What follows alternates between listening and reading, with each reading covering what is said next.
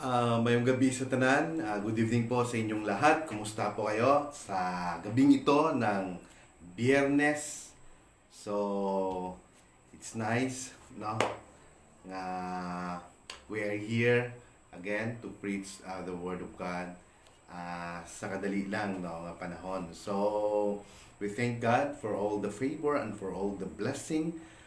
Every day, a small blessing or mga dalagko man nga panalangin, pasalamat ta sa Ginoo labi na gid sa iyang healing, sa iyang protection kag sa iyang mga supply kag sa mga provision, no, nga ginahatag sa aton, especially maskin din kita kabot, no, aragid ang iyang protection, no, sa aton niya kinabuhi. So we thank God for everything that He has given to us. No, we thank Him. We thank Him for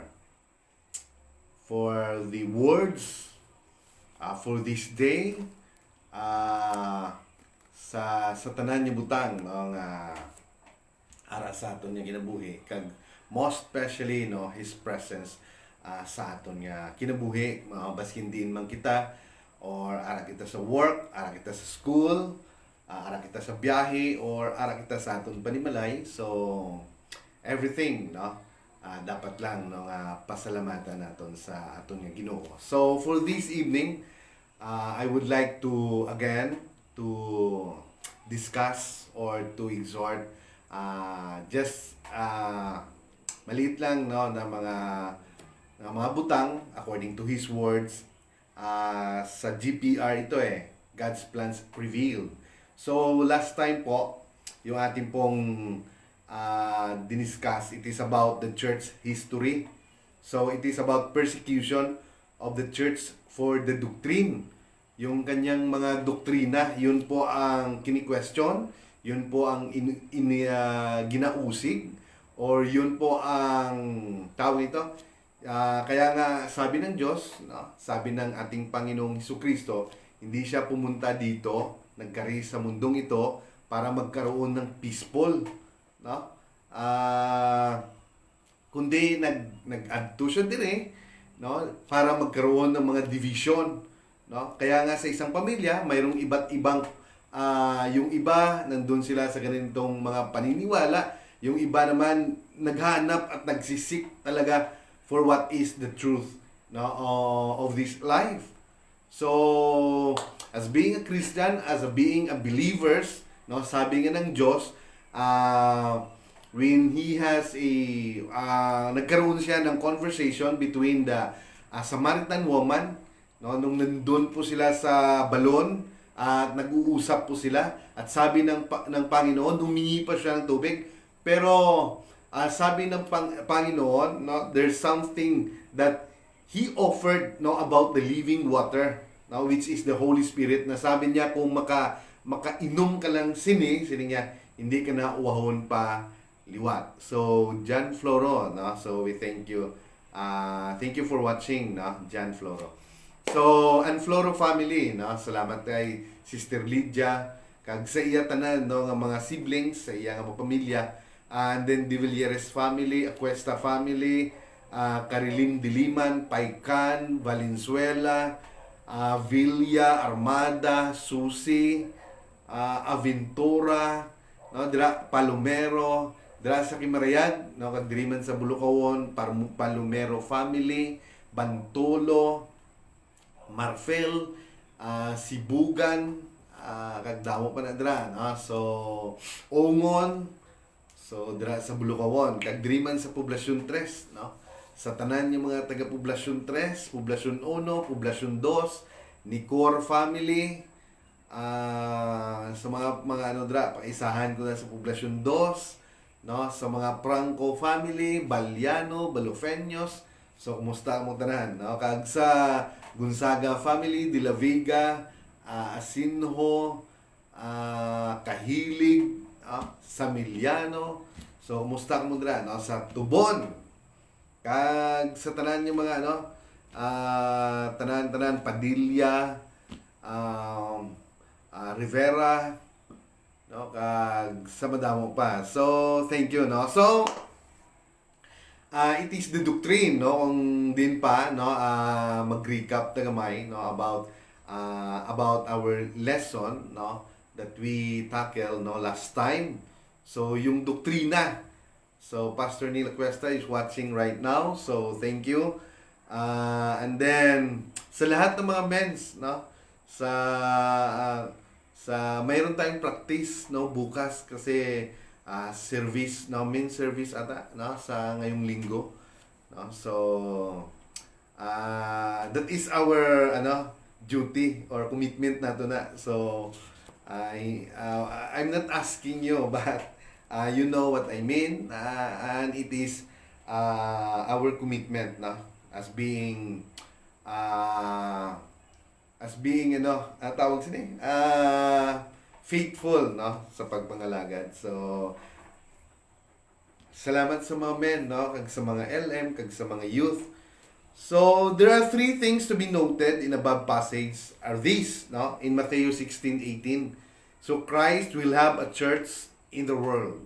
So, magkakaroon talaga siya ng ng church. So, yung church na sinasabi nga, ito yung mga tao, ito yung mga Christian.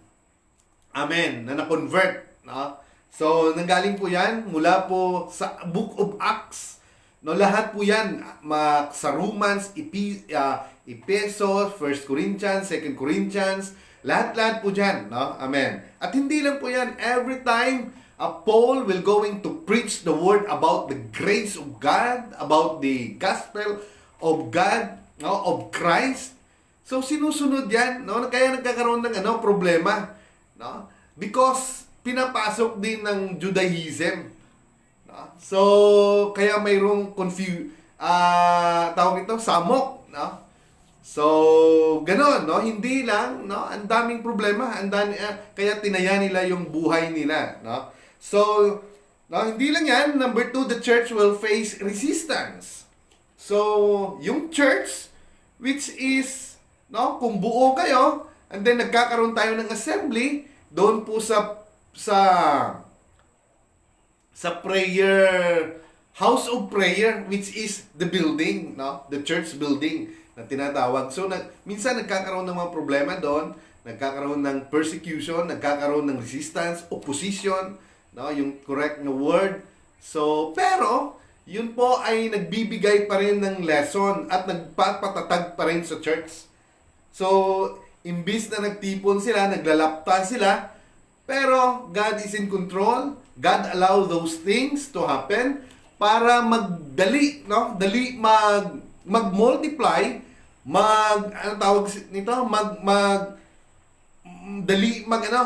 mag-spread out ang word of God, no? There is a rapid or mabilis mag-grow, no? Exponentially, sabi nga nung last time, no? So yun po, no? And then sabi po, the church, despite the attack of Satan, will continue to grow and prosper. So, despite po sa mga pag-atake, no, ng enemy, but still, no,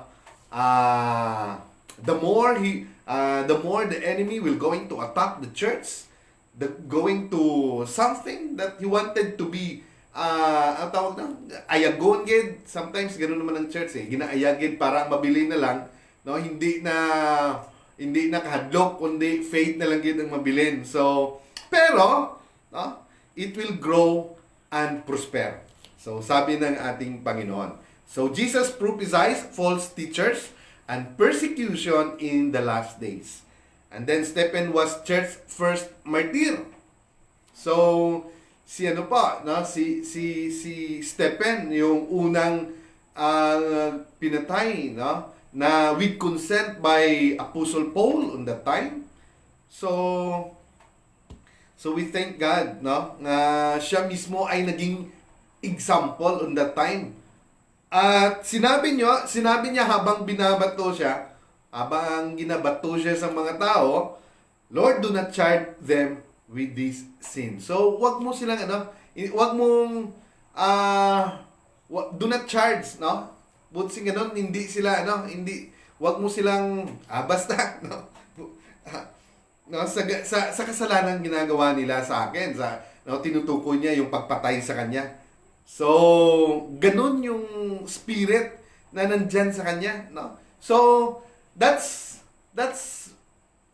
for that, no? Dala natin makita that the spirit that dwell, no, sa iya is mismo, no, the spirit which is the fruit of the Holy Spirit, no. Nandun yung ano nandun yung hindi mo maalaman kung ano, no, hindi mo ma-explain, no, something wow, no, amazing, no, kasi sa atin, no, makahambalan lang kasi hindi mayo, makabati lang tayo sa istorya hindi mayo, no, mga aking dayon ta, pero sila even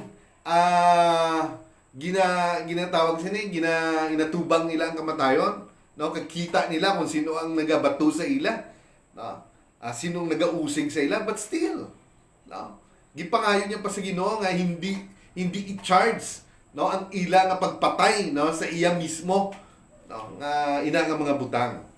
So, and when he had said, no, this, nang sinabi ni Stephen, he fell asleep. No, natulog lang siya. So, kinuha sa kagad ng Diyos. Hindi na siya pinahirapan. So, the church suffered persecution for the truth.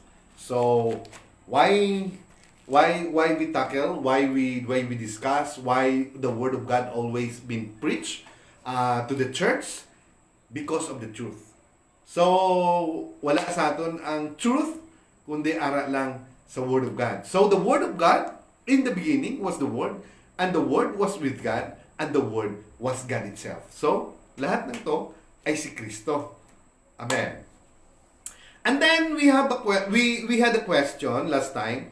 Sabi dito, if there's only one gospel that apostle taught, and that the early church was willing to die for, so willing sila, no, binigay nila yung buhay nila, no, even na pinapatay na sila, even hinahabol na sila, or something, no, na nakalaan na, or nakaschedule na, napugutan sila ng ulo, no, or lutuon sila sa kawa, or patiwarik, no, na i-crucified sila sa cross, or they be, no, sino ba to? Si Bartolomeo ata yun, yung gipanitan, buhay, no? He was killed, no, alive. So, napakatindi. No? Wow, si John lang ang hindi nakaranas ng mga ganong bagay, no? Ang sumulat ng Revelation, no, si John the Beloved, no?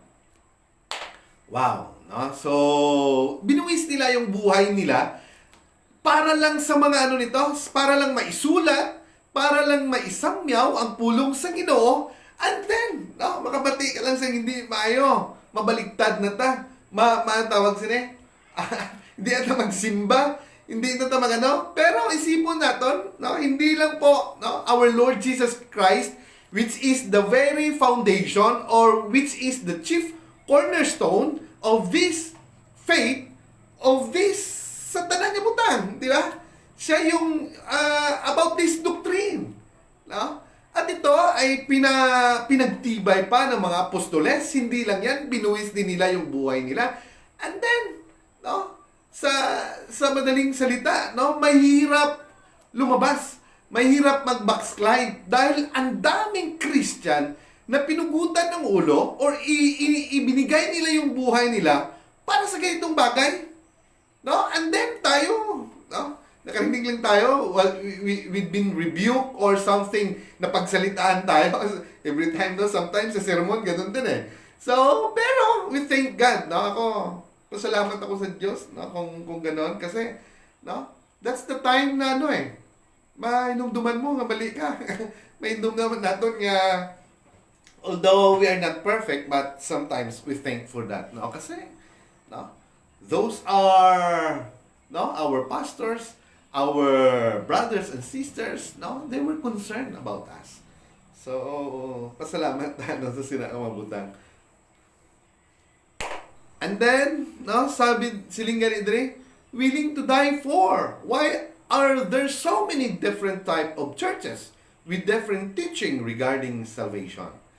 So the answer, to understand the answer to this question, sabi dito, let's now look at what happened to the church after the book of Acts ends. So, mas mayo pa, no, sabi nga itakil na lang naton kung nga aman, no, nga ang mas nagdamo, no, so why are there so many different, no, types of churches, no, para maintindihan naton, no, let's now look at what happened to the church after the book of Acts end. So, salamat pala, no, kay Sister Susan Tansenko is watching, and then Sharon Advincula is watching, and then Monica Daniela Cuesta. Good evening, Pastor. So, good evening din, no? So, thank you, no, for watching. And then, pasok na po tayo sa Apostolic Christianity. Apostolic Christianity, the church persecuted. So, last time, yung pinipersecute po doon, persecution of the church for the doctrine, sa mga instruction, sa mga sinusulat nila. Yun po ang tinutuligsa, no, or inuusig. Pero at this time, no, ngayong gabi po, Apostolic Christianity, no, the church persecuted. Mismo yung church. So, the church here, no, sabi nga natin, yung mga tao, yung mga Christian ang pinipersecute na. So, hindi nila alam, no? Hindi nila alam kung anong gagawin nila, no? Something na may kasama silang Christian, or something na alam naman natin, mayroon talagang Judas eh. No? Even in the apostles, meron niya eh. No? Because of what? Because in his heart is money. No? Yan talaga yung problema talaga sa tao. No? Hindi lang po no kanino, hindi lang po no? That's why, no, kahit na tayo, we always be reminded about those things. Kasi nga, pag pera na, medyo problema. Wala gwapo sa nabutan. Basta yung pastor ganun, di ba? Marami din, no, na nawawala, no, especially, no, sa ganitong mga trabaho, sa ganitong mga anointing. So, okay lang yun. So, let us pray. Wala naman tayong magawa. Pero God, mayroon tarang control, no, ang Diyos talaga. So, tuloy tayo. So, the church persecuted. But first, let us pray muna. Lord God the Father Almighty in heaven, Lord, we give you thanks and praises, honor and glory. Lord, I ask for anointing.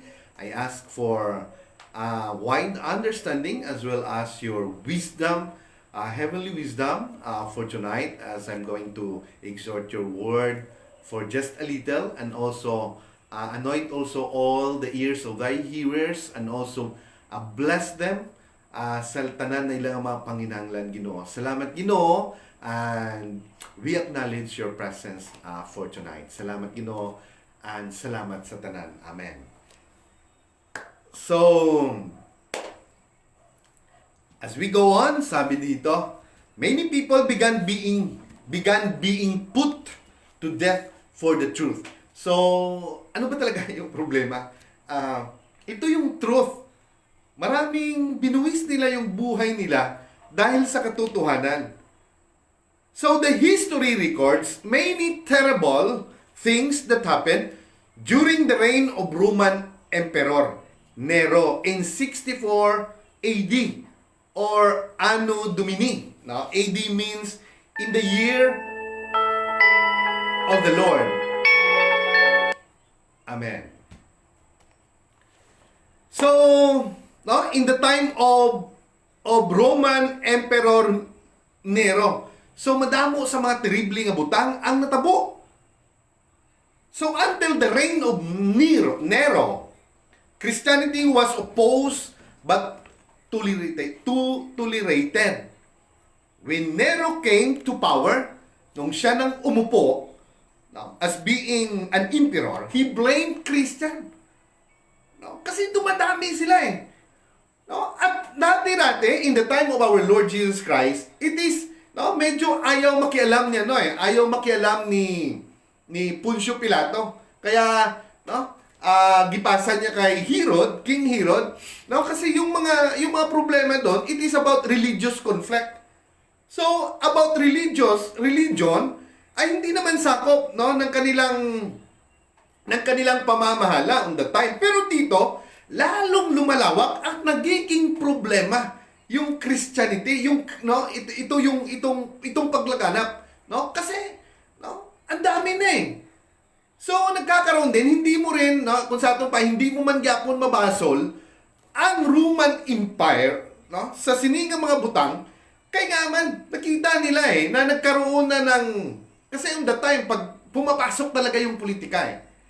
No? Hindi nila gusto na magkaroon ng rebellion, no, against their pamamahala, o magkakaroon ng chaos, no, ng mga riot, or ng mga, no, pag-alsa. So that's why, no, isa na ring naging problema, no? Kaya nagkakaroon din ng nagkakaroon ng mga hindi magandang pananaw, no? Itong sa time na to, no, ni Emperor Nero. So when Nero came to power, he blamed Christians for setting the city of Rome on fire. History records that Nero was personally responsible for this tragic fire. So, giblame niya ang Christian, pero silindiri, sa history na record, siya mismo ang nagpasamok, siya mismo nag-ignite, no, sa kasamok sa sina nga panahon. So, and he used this false story to regain popularity in Rome. So, ginamit niya din yung ganitong mga bagay para for own popularity, no? Para maging popular siya, para makilala siya, no? Sa Rome. The result was the great persecution came against Christian. Kaya grabe yung persecution, no, sa mga Christian noon. So many were beheaded, no? Damo kinutdan ulo, no? Burned alive. And history even records that Christian were wrapped, no, smeared with tar, fastened to the pool in Nero's garden, and set on fire, no? Gibalot, tapos, no, hindi, smeared with tar, and then, no,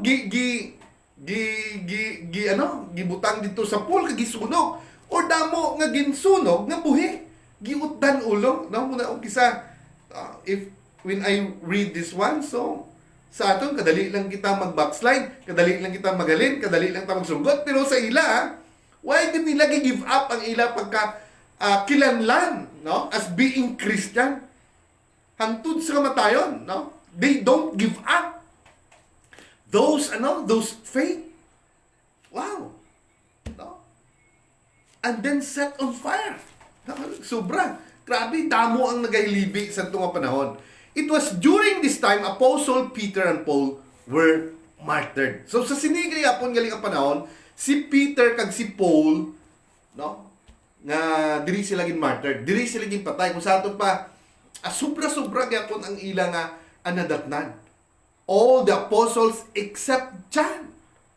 Tanan nga mga apostoles except lang si John, who was exiled to the island of Patmos. So the apostles who wrote the book of Revelation. So it is John the Beloved, no? Yung pinakamamahal ng ating Panginoon, si John. So sabi dito, no? So sabi dito, died horrible death as martyrs. Siguro kung may sobra pa sa word sa mga martyr, no? Pwede pa. No? Horrible. Grabe. Many books vary as to the location and details of the death of the apostles and the leaders of the church. However, so Roby Lee, good evening. And then Pastor Neil, good evening. So, however, most historical records show that same basic details regarding their death. So, si Philip, si Andrew, and Jude were crucified. Wow! Si Philip, si Andrew, and Jude were crucified.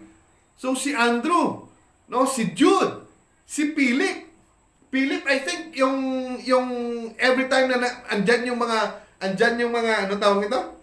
Andyan yung mga apostles, siya yung nagsiserve, parang waiter. Pero, because God also anoint him, ito yung nag-spread out din ng about testifying about our Lord Jesus Christ, no, sa isang syudad sa Samaria, if I'm correct, ha?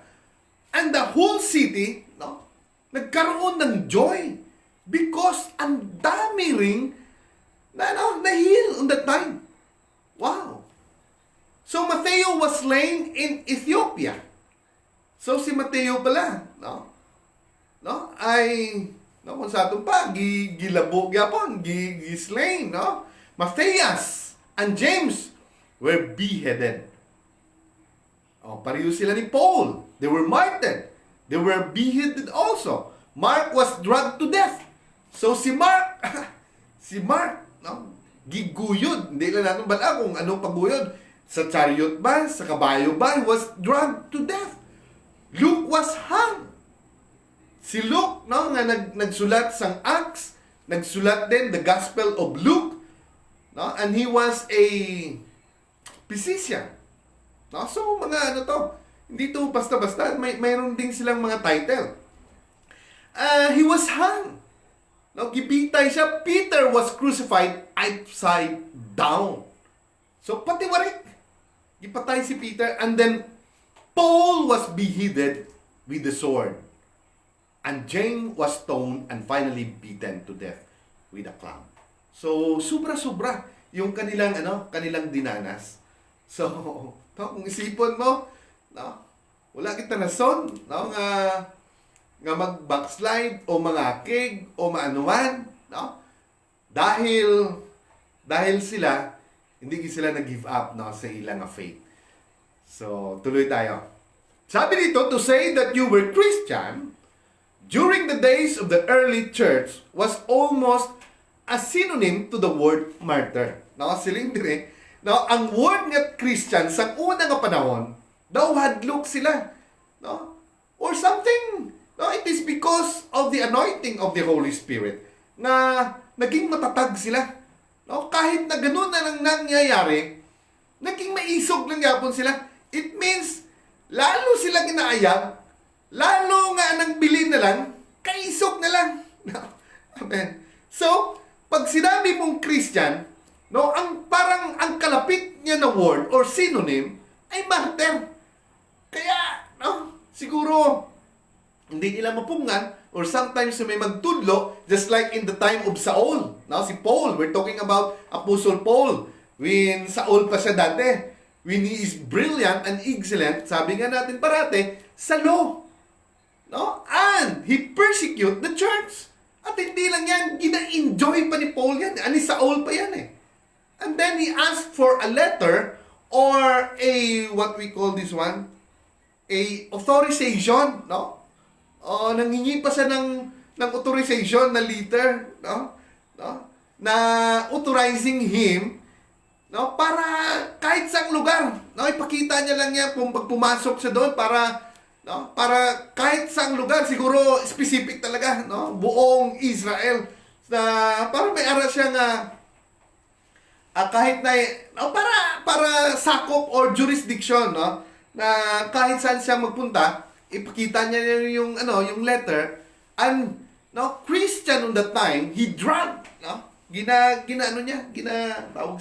ginakalagkad niya, gina-prison niya, nadala niya sa Jerusalem, ginapatay niya pa kung magbato ka.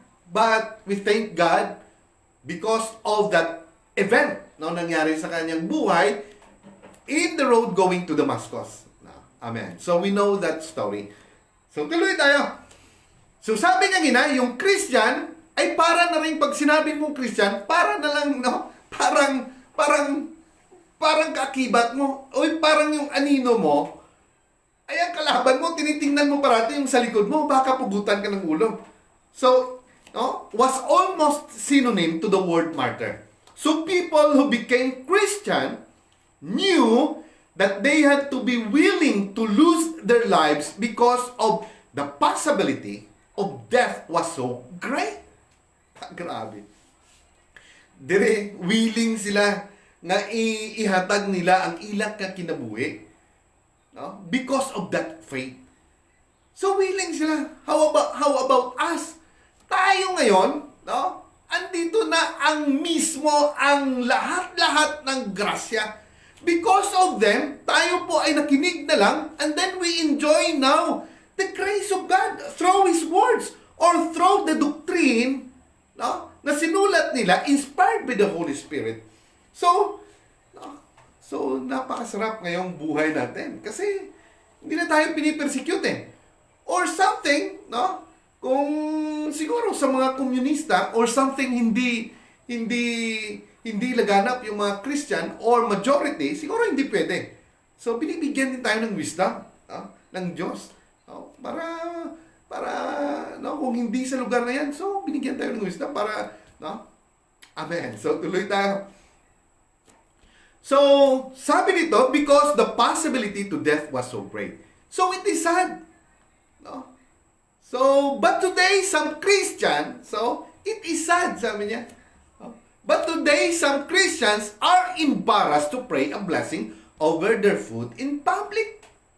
Pero karon, sabi niya, itong mga Kristiyano, tayo daw, ng mga Kristiyano, in our country, no, we believe and we are proclaiming na tayo yung Christian na country in the Southeast or in the Asia.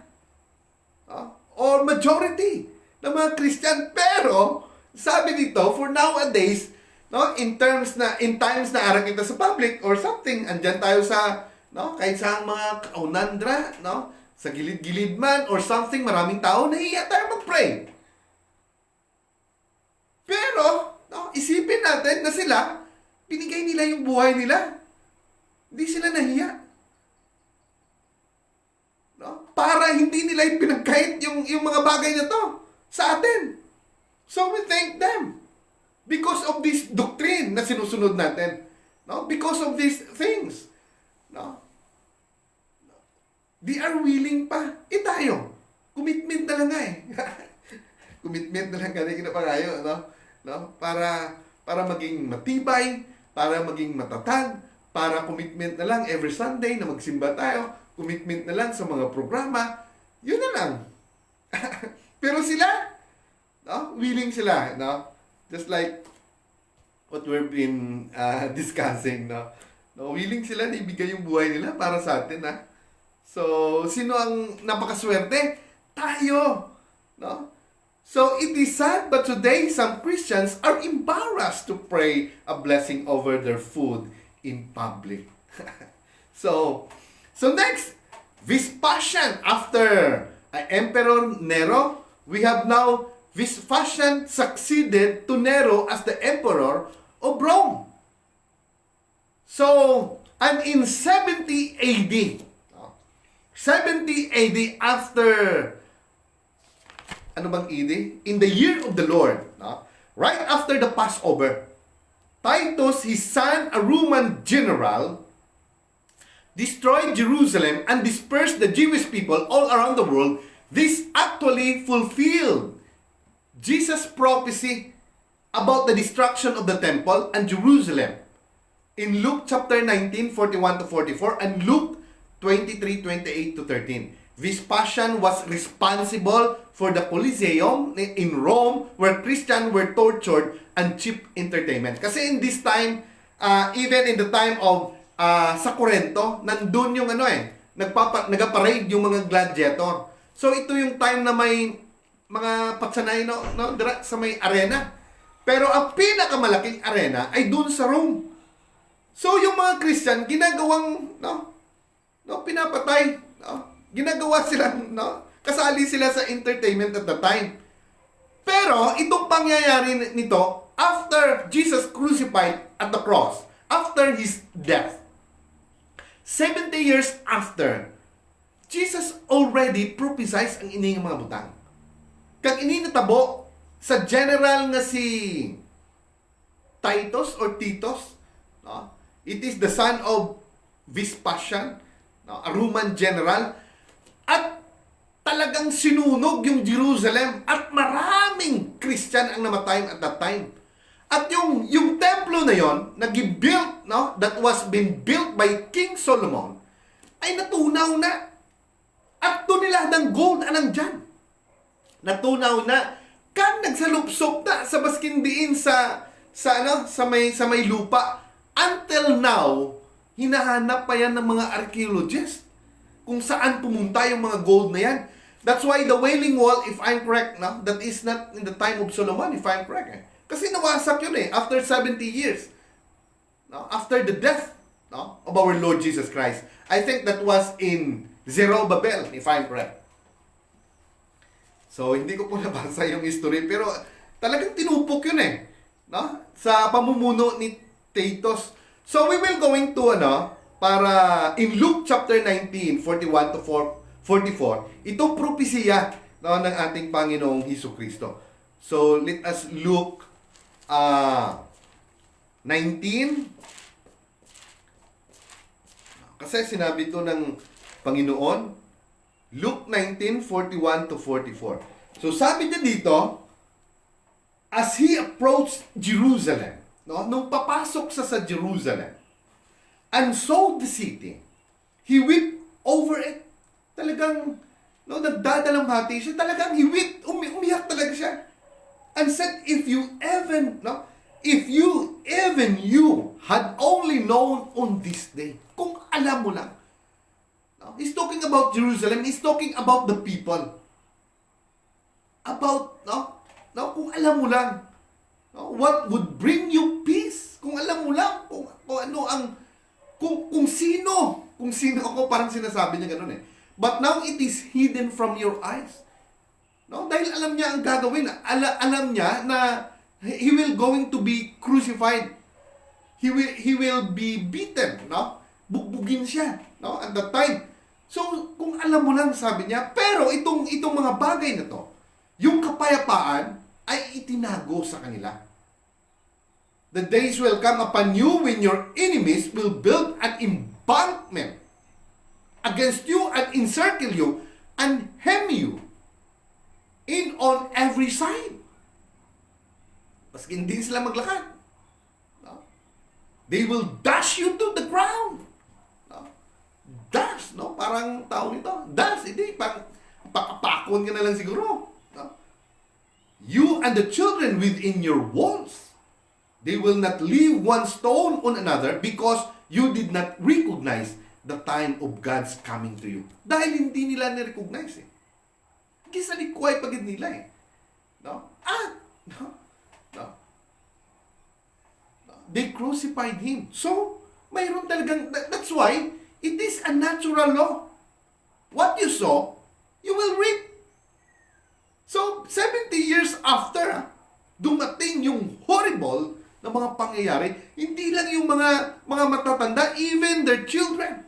At ang problema pa, ang pinaka-terrible, kung buntis ka sa mga panahon nila, ang mga ganit na siling sa Revelation, no, problema. Kung nagabuntis ka, dayon nagabot ang Ginoo in the second coming. Terrible. No? No? Kung santo, grabe ang inibi, grabe ang ilang lalong-lalo na in the last days. Noong una sa Jerusalem lang, pero on the last days, it is the whole world. No? Wow. So tuloy tayo. No? So, Vespasian was responsible for Colosseum in Rome, where Christians were tortured as cheap entertainment. No? Cheap pa. Yung tortured, yun sana, pinagkatuwaan pa nila yun. At yun pa ang mga walang kwenta. No? Parang, no? Sobra-sobra, no? So, this period of Christianity is known as Apostolic Christianity. Amen.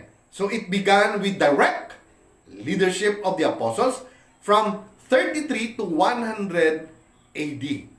There was either revival or riot. Every city where the gospel was preached.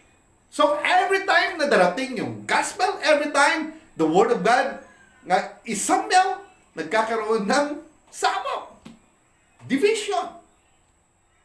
Amen. So, alam mo kung ano lang ang ginaawayan sa bilog ng kalibutan? No? So, word of God lamang gyapon. Ano bang hindi nagkaintindihan yan? Religious conflict pa rin yan.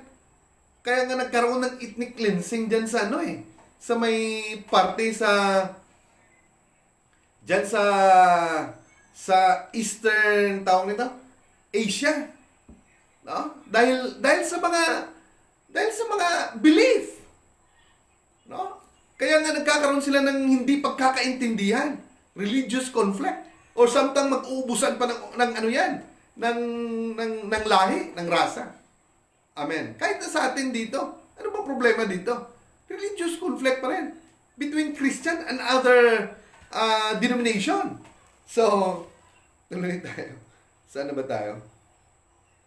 So, and then, during the last generation of the first century, from 68 to 100 AD, the church suffered severe persecution. Severe persecution, but their doctrine did not change.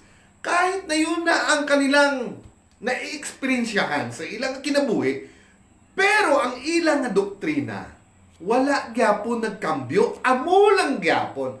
Kung ano ang ilang doktrina sa una, amo lang gyapon ang doktrina nga ginasunod naton. Amen. No? Did not change.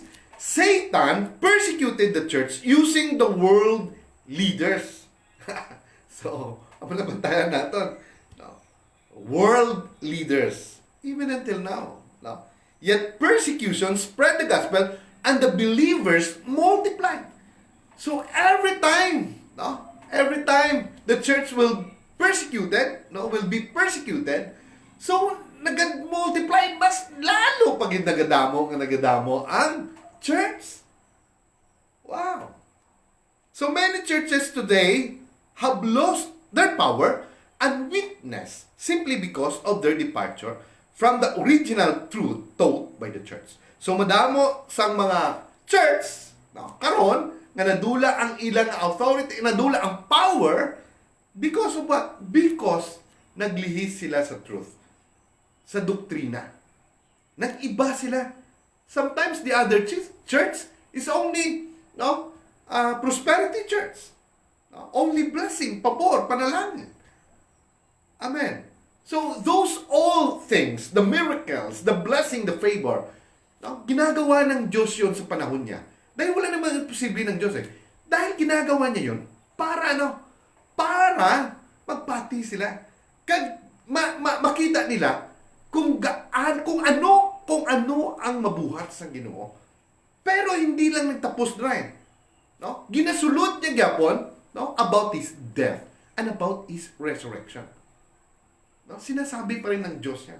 No? Even in the time, hindi niya lang sinabi, talagang pinerform niya pa sa tubangan ni James, ni John, and ni Peter about the second coming. No?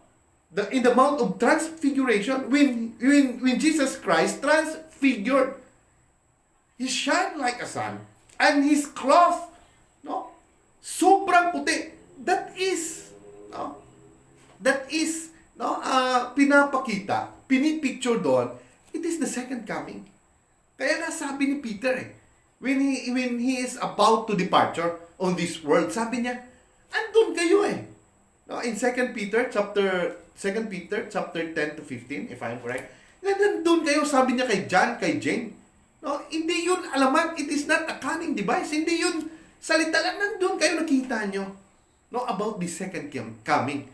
About His power, of His majesty. Amen. So tuloy tayo. So many churches, or nawala or lose their power because of their departure from the original truth taught by the church.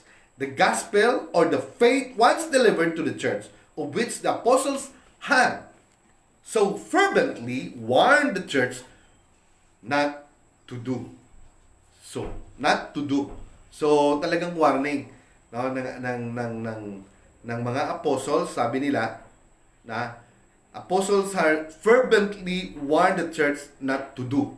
So we will going to read it in Acts chapter 20, 28 to 32. So that is the last verse na tutukoy. Talakayin natin. So, medyo konti lang tayo ngayon. So, Acts chapter 20, ano ba yung dapat na hindi gawin? No? Nga warning ni Paul. In Acts chapter 20, verse 28 to 32. Sabi niya, keep watch over yourselves and all the flock. So, sino yung flock? Ito yung mga Christians. Tayo ito. No? Of which the Holy Spirit has made you overseers. Seers. Be shepherds of the church of God, which He bought with His own blood. Kaya, ano to? Ano tong church na to? Ano to? Ang lahat na to? No, we've been saved by God. No, by His covenant.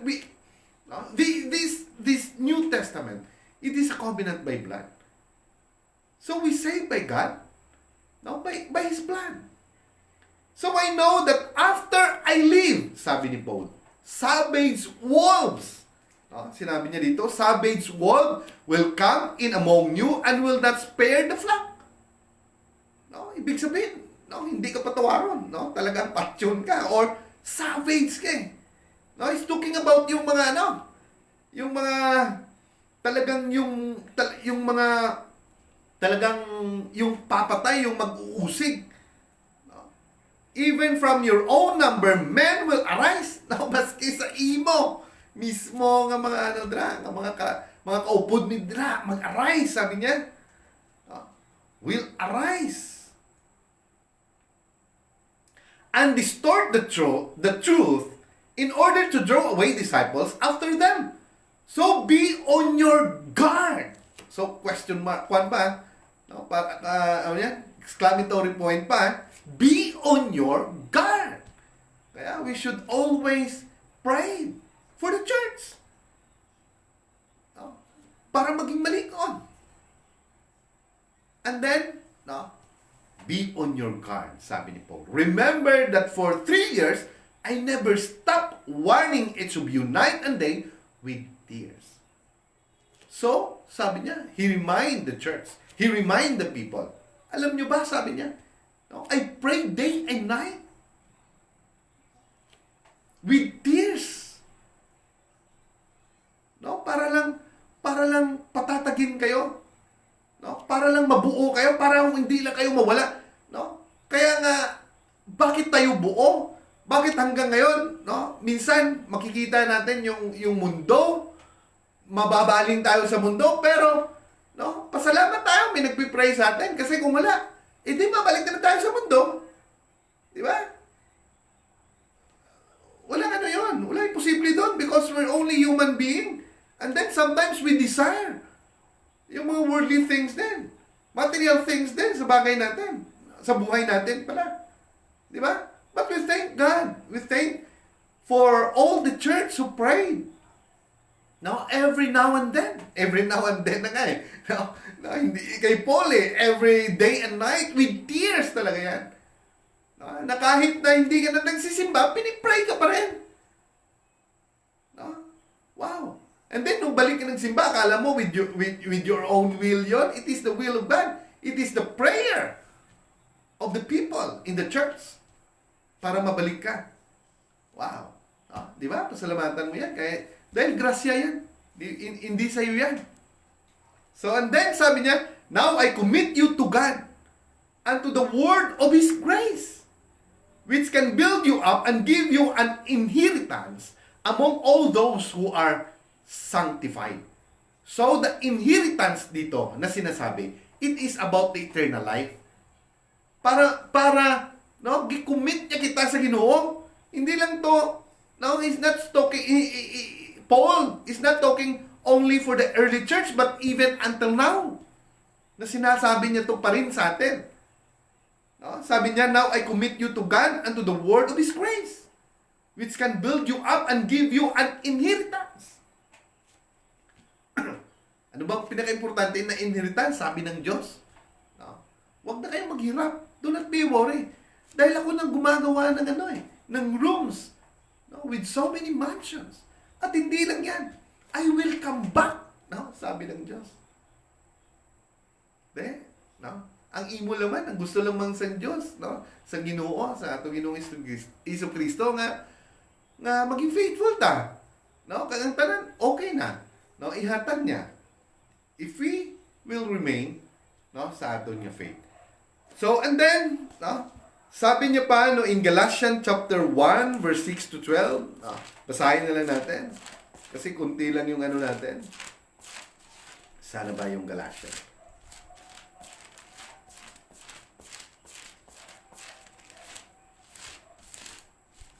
Galatians chapter 1. Sabi niya, Galatians chapter 1, verse 6 to 12, sabi niya dito, I am astonished that you are so quickly deserting the one who called you by grace of Christ and are turning to a different gospel. So, sabi niya, no, namangha naman ako, parang insulto yung sinabi niya. That's why Paul here, nakipag-discuss siya, no, nakipag-diskusyon siya, no, no, parang sila niya, parang sa kaugalingon ko na to, no, hindi na na-inspired by the Holy Spirit kasi, no, talagang sinasabi niya, I was astonished, no, doon namangha naman ko sa inyo, no, you were established, sabi niya, no, binigay ko sa inyo kung ano ang the gospel of grace, pero, no, ang dali nyo namang mabaling sa ibang gospel. No, ang dali nyo namang maniwala sa ibang gospel, kaya sabi niya, which is really no gospel at all. No? Evidently, some people are throwing you into confusion and are trying to pervert the gospel of Christ. So yung gospel, no? Na ginaano ba kung tawag sila ang ginaagyan ni Paul, gina-underground nila, no? Ginasamok nila.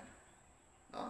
Kaya si Paul talagang, no, with his own power, with his own knowledge, no? Parang ganon na sinasabi niya. Sabi niya, ang dali nyo naman mabaling. Ano ba kayo? No? But even we or an angel from heaven should preach a gospel other than the one we preach to you, let him be eternally condemned. So, sabi ni Paul, but even we, no, kahit na kami, or an angel from heaven, or kung anghel man na galing sa langit, preach a gospel other than one we preach. Preach a gospel. No? Yung iba pang gospel, maliban sa gospel na dinadala namin, no? na pinipreach namin, which is the gospel of grace. No? We're talking about Jesus Christ. No? Kung ibang gospel, no, anghel man o kung kami man, so dapat kami sumpain. No? Or let him be eternally condemned. Kung ibang gospel, no, ang tawag nito, ang isasamyaw, no, sabi niya. Wow. So that yun ang verse natin for today. So there is only one true gospel. It is the gospel of Christ. The gospel of grace. Amen. So that's it, no, our word for tonight. So it is the church persecuted. So inumdumo naton nga ang atong ginasunod is the apostolic doctrine. So kaginumdumon ba naton nga ining mga apostoles nga nagsulat sa sininga instruction or doktrina, tanan-tanan nini hindi maapos sini sa ila kinabuhi. Daw pirmi lang sila gadalagan. Daw pirmi lang sila panago, pero no, bisan pa nga ano pa ang buhaton nila, but because of the Holy Spirit and because, no, of the experience, kag-ara sila eh. Ara sila, nakita nila, they were there nung ara pa si Jesus Christ. That's why ganun na lang sila kaisog. Kag hindi lang yan. Nakita nila kung paano si Jesus Christ gipatay, kung paano siya kinalagkad, kung paano siya, no? Kung ano ang nagan niya, that's why, no, lahat yun naging modelo.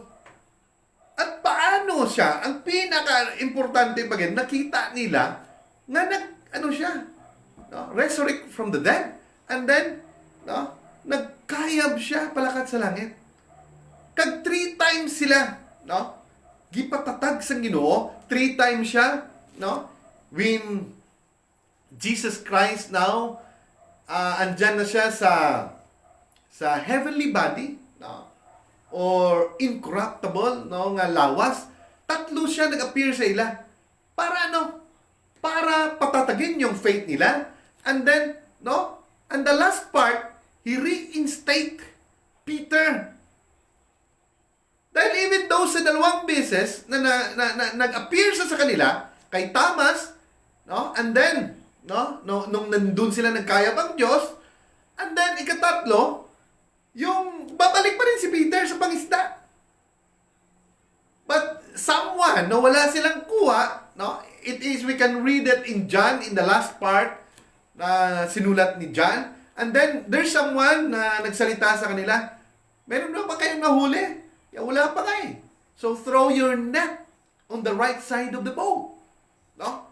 Nung narinig nila yon, alam na nila na ang Panginoon. Hindi na sila umimik. Kaya si Peter, ano bang namuo doon? Yung miracle, yung blessing, yung pabor na nakita, the works and wonders of God, lahat yun nakita ni Peter. Pero ang namuo doon, for 3 years, nakaupo nila si Kristo, ay yung gugma. Ang importante, yung presensya. Yun ang namuo sa kanya. Dahil doon, no, hindi niya na hinintay yung sinasakyan nila na bangka na makaabot pa doon sa tawag nito, sa baybay. Kundi naglumpat na sa una, gilangoy niya na. Ganun na yung namuo sa puso niya, yung pagmamahal, no, sa Diyos, yung connection. And then, nung sinabi ng Diyos, mayroon ba kayo nakuha? Sana. Dahil, no, magsugba sila. Nagsaka na naman sila. No, hindi niya alam yung kanyang ginagawa. No, sa sobrang, no, nalilito siya. No, sa sobrang galak, sa joy, no, na makasama niya yung Diyos, no, sa ating Panginoon. At dahil doon, binuwis nila yung buhay nila. So, it is the love. No? Kaya nga, minsan sa church, andyan na yung healing, no? Testifying about the healing, blessing, favor, lahat-lahat yan maganda. Lahat-lahat yan nagpapataba, no, ng ating puso, nagapadasig sa aton, pero most especially, no, yung gugma sa isa kag isa. Amo nang pinakamayo da. No? Amo na ang nag-establish dira. Ang gugma sa Ginoo sa kada isa kag gugma man sa Ginoo. So, why are we willing, no, or giving our time every Sunday to go to the church? Because of the love of our Lord Jesus Christ and everything. Kaya kung ara ang gugma, no, madali lang magpangayo. Kay kung ara ang balaan nga espiritu, and then he said, you are now, no, you can call now Abba Father, which means, no, tatay, daddy. No, pwede mo na siyang tawagin daddy. Daddy, tagay ko sang blessing. Daddy, tagay ko sang healing. Di ba? So, as being Christians or a being in our time, so we are blessed and because of the gospel. Because of the gospel of praise. So, tanan nga ilang ang ginbuhat sa unang panahon, it is because sa mga karon nga butang nga panahon. So, salamat na sa ila. Sobrang salamat yun. Because hindi nila ipinagkait yung buhay nila. Bagkos. They are willing na ibigay yung buhay nila para lang, no, sa mga, no, para lang na mapatatag yung church. Kaya even until now, napakatatag ng church. So, we thank you, no, sa lahat po ng mga, no, sa lahat po ng mga nanonood, Pastor Neil, so kay Sister Susan, Sister Bibi, Ruby Lee, and then Irish Pearl, and also Monique, no? So, sa lahat ng mga youth, And then bukas pala yung mga tatay, meron tayong practice bukas ng gabi. 5:30, if I'm correct. So, that's it. That's it. No? Our word for tonight. So, the next topic, lalong lumalalim. It is about the Dark Ages. Church Fathers Christianity, the Dark Ages. So, andyan pa rin tayo sa Lesson 10 of God's Plans Revealed. Amen. So, tuloy tayo. Kuhan gali, ano tawag sini? So, before we end, so pray muna tayo. Lord God the Father Almighty and Heaven, Lord, pasalamat kami Ginoo sa imong mga pulong, salamat sa imong pagkaupod mo sa sining sa imong presensya sa sining ation, kag salamat sa tanan nga naga-comment, salamat man sa ilang kaayo sa among kinabuhi, kag salamat sa imong mga pulong, kag may you bless them and keep them, and may your face shine upon them and be gracious to them, and may you lift up your countenance toward them and give them peace. In the name of the Lord Jesus Christ, I pray.